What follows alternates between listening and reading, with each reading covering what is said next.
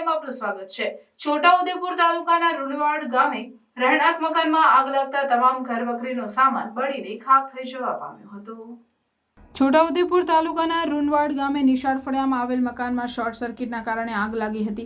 એકાએક કાચા મકાનમાં આગ લાગી હતી। આગ લાગતા નાસભાગ મચી હતી। જ્યારે આગ લાગતા ગામ લોકો દ્વારા છોટાઉદેપુર ફાયર સ્ટેશન પર કોલ કરી આગ બુઝાવવા માટે મદદ માંગી હતી। જ્યારે Chhota Udepur fire station officer Yuvrajsinh ગોહિલની ટીમ તાત્કાલિક ઘટના સ્થળે પહોંચી આગ પર કાબુ મેળવ્યો હતો। કાચા મકાનમાં લાગેલી આગમાં મકાન સંપૂર્ણ બળીને ખાખ થઈ ગયું હતું, જેની સાથે રસોડામાં મૂકેલ અનાજ તેમના પશુના ઘાસચારો સળગી જવાથી નુકસાન થવા પામ્યું હતું। આ આગ ઇલેક્ટ્રિક શોર્ટ સર્કિટના કારણે થઈ હોવાનું જાણવા મળ્યું હતું।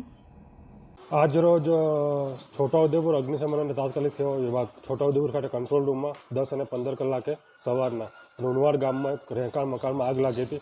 જેવો કોલ મળતા છોટાઉદેપુર અગ્નિશમન અને તાત્કાલિક સેવા વિભાગની ફાયર ટીમ તાત્કાલિક ઘટના સ્થળે જઈ આગને સંપૂર્ણપણે બુઝાવી દીધેલ છે। પ્રાથમિક તપાસમાં રહેણાંક મકાનમાં શોર્ટ સર્કિટમાં આગ લાગી હોય એવું દેખાણું હતું। Manoj Dindor, Chhota Udepur leading fireman.